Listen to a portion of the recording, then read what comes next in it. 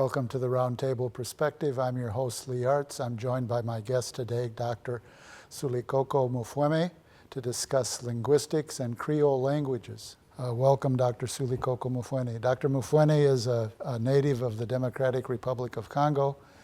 You received your Ph.D. from the University of Chicago, and now you're a professor of linguistics there. And you're also the Edward Carlson Waller Distinguished Service Professor. Dr. Mufwene researches the emergence of languages and how languages are affected by colonialism, especially the adoption of European languages in colonial Africa. Dr. Mufwene also studies evolutionary linguistics, including Creole, the Bantu languages, and languages that are exchanged from Africa to the Caribbean. He's recently published 2 articles, Linguistic Hybridization and the Emergence of Creoles, and Exceptionalizing Genetic Creole and the Emergence of Berbice Dutch in Guyana. I think we start right at the beginning. Yes. Maybe you can explain for our viewers, what is linguistics? Yeah, first of all, thank you for inviting me to talk to you. Linguistics, brief definition, is the study of language.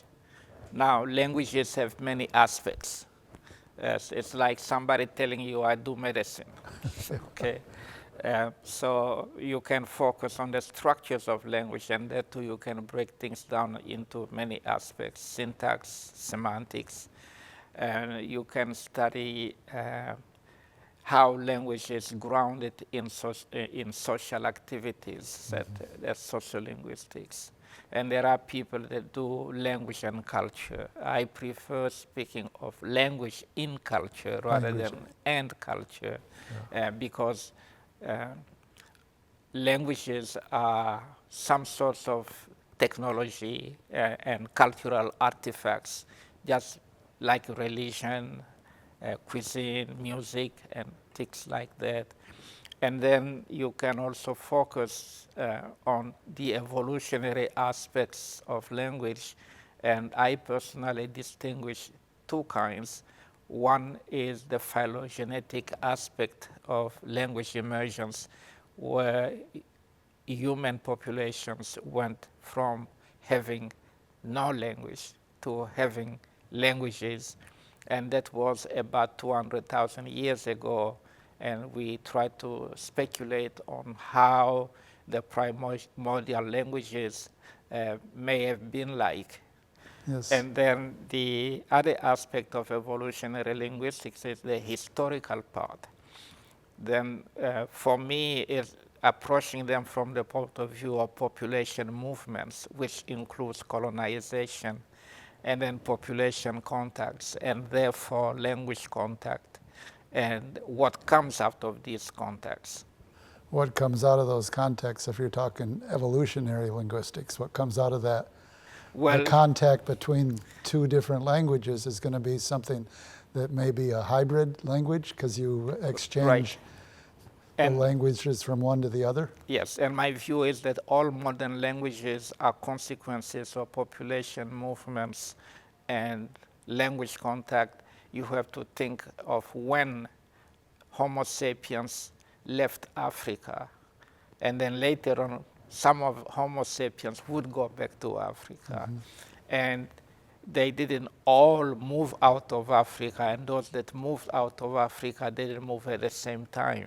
So when you look at the history of mankind, it's really a history of layers of mutual colonization up to when we come to the latest waves of colonization, when Europeans colonize most of the world outside Europe in different ways. So that's why you deal with that. And so in my case, I started with Creoles because maybe you could explain what Creole what do you mean by Creole? Well, the more I work on Creoles, the more difficult it becomes to explain what a Creole is.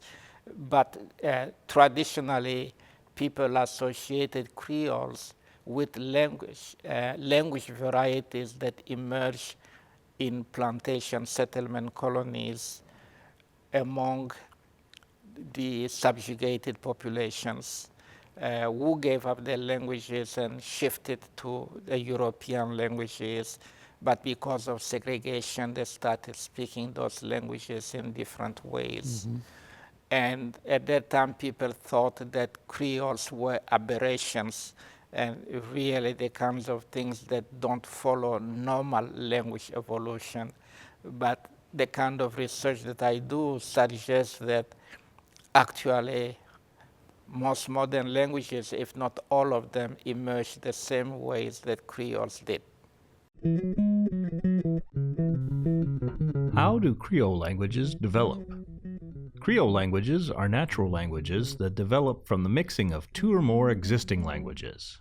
They are often the result of contact between different linguistic groups, such as colonies, trading ports, or other migration areas.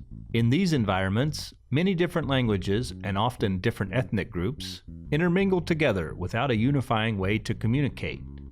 As a result, a simplified language, or pidgin, is created by non-native speakers. The pidgin evolves into a new language by mixing multiple languages. Children in this region learn the new language as their first language, and it becomes their native language. If that pidgin language survives and starts to become a native language, it is then a Creole language. Many Creole languages developed during colonial periods where slavery, separation, and people from different ethnic groups were forced to cohabitate. However, not all Creole languages developed under duress, and many developed naturally as societies expanded and different cultures migrated. Some Creole languages are based on English, such as Jamaican Creole.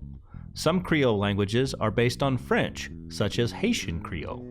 Other parent languages, such as Spanish, have also spawned many different Creole languages. Creole languages have many speakers worldwide. Haitian Creole, for example, has more than 12 million native speakers. Creole languages aren't drastically different from their original language counterparts, but they typically have a consistent system of grammar that is unique to that Creole. They have varied but stable vocabularies, and they reflect the cultural history of the area in which they were developed. So if we were to talk about something, I don't know if it's a Creole language, but in the U.S., people will often speak what they call Spanglish, Yes. which is a combination of some Spanish words and some English words. So would that be considered a hybrid language? Yes, it is. But then when I come back, I say, look, how much French is there in modern English? Yeah. How much Latin is there in modern English? How much of the Scandinavian languages is there in English, in the history of English? And then that scenario leads me to conclude, at least for me, that English is as much of a hybrid as the Creoles are. And in the case of English, there are so many layers of hybridization. Well, even in the United States, you can go from like a New York accent to a Southern drawl, right? To the Valley Girls. So even in the U.S., there's, I don't know if you would classify those as Creole, but each region seems to have its own accent, its own language, its own inflection. My position has been not to extrapolate the term Creole or the verb creolization for people, the process of creolization in the way that people like to talk about that. Because if you do it, then in the end, all languages will be called Creoles, and we wouldn't be able to tell the difference between a language and a Creole.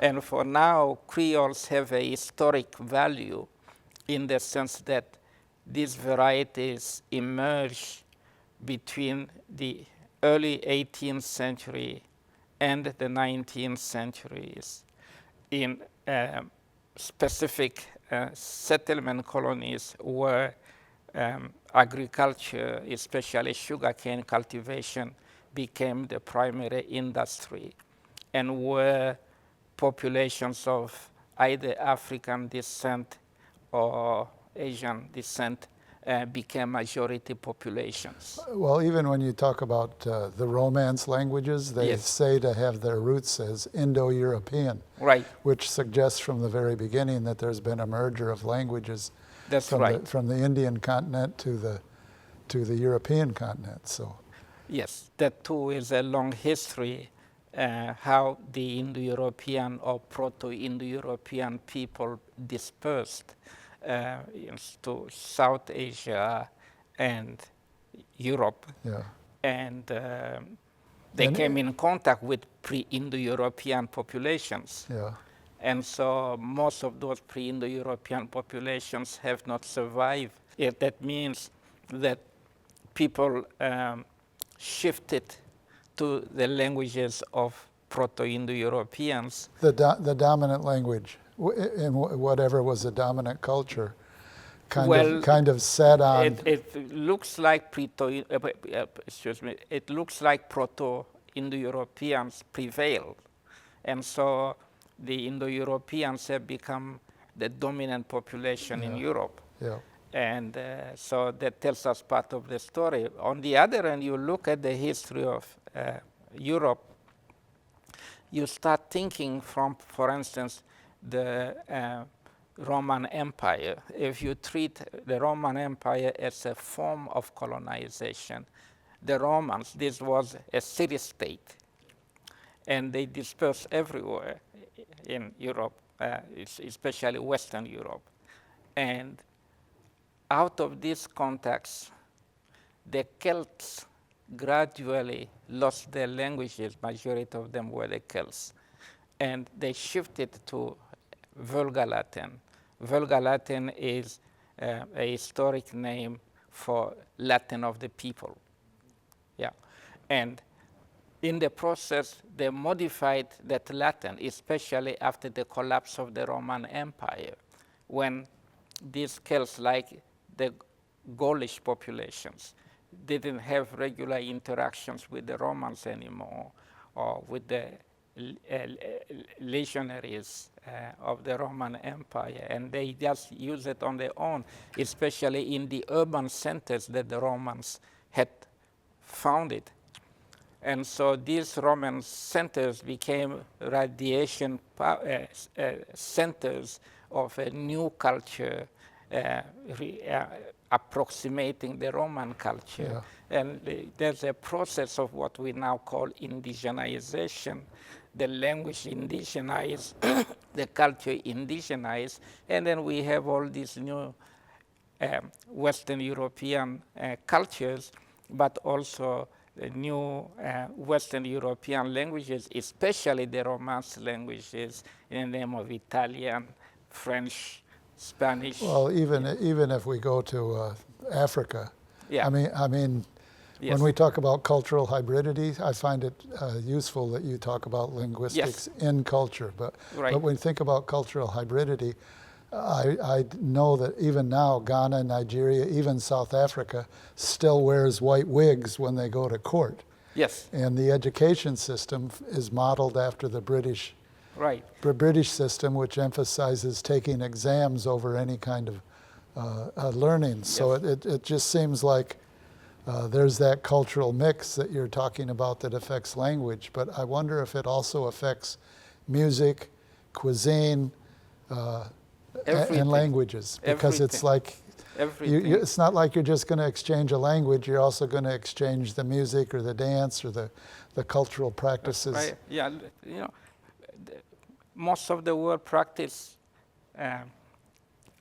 either Christianity or Islam. These are religions that were exported to other territories, and they have become parts of the cultures of the different places where they have been exported. And for music, here it becomes even quite interesting because of the musical instruments coming from Europe that were taken to other parts of the world. But people didn't really literally copy European music. No. They developed their own music adapted to the European instruments. And this is modern African music. Using their own instruments? to play using it? European instruments Okay. like the guitar, and producing a different kind of music with that is not European, and music that now Europeans are interested in. And this, you find evidence of this too in the New World. Latin American music is a consequence of that kind of music. Yeah. And when I say Latin American music, it's different kinds of music styles. And you come to the United States, soul music, it's just a byproduct of that. And you talk about cuisine.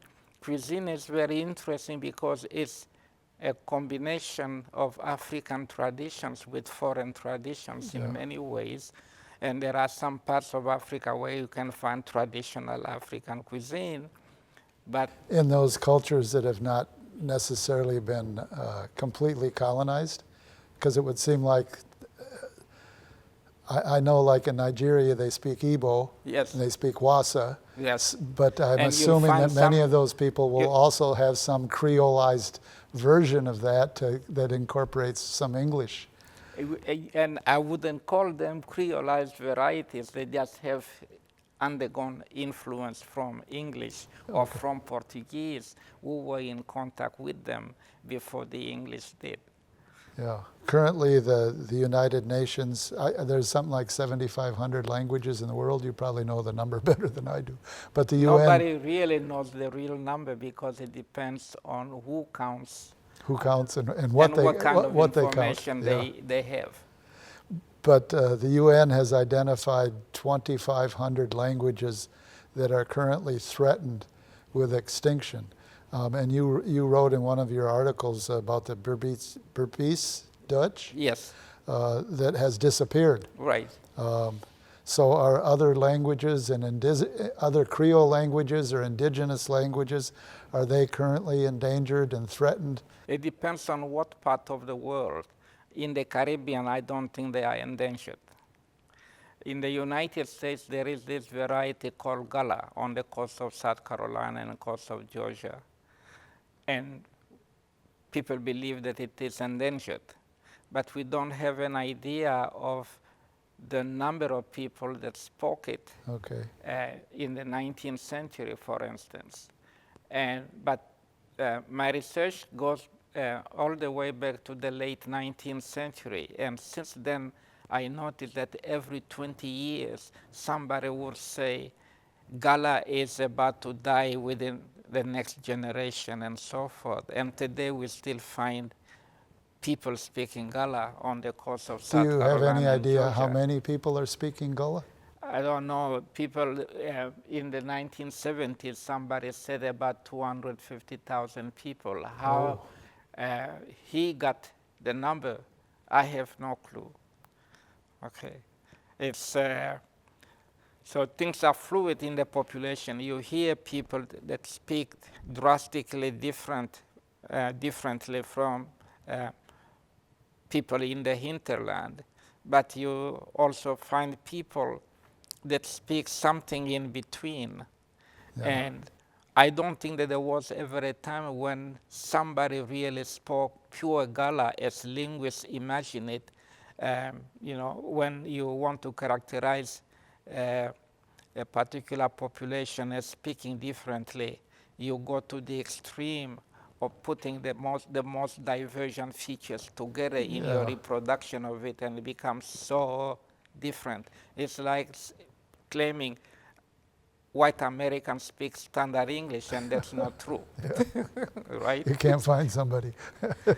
Right. Yeah. And when I want to be subversive, I say the people that speak standard English, and that is a kind of bookish English, are non-native speakers that that learned bookish English so well, right, that they can reproduce all that memorized grammar and vocabulary, whereas native speakers, they can write in standard English, but when they speak, they don't want to sound like a book. Yeah, I have students like that. Yeah, okay. One of the things, and I'd like you to expand on this a bit, that you are particularly interested in is colonization Yes. and political repression.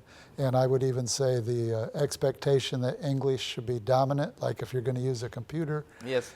you tend to have to learn English, and that's true in almost every region in the world. So how does colonization and the restriction on linguistic difference affect indigenous languages or even Creole languages? How is colonization going to?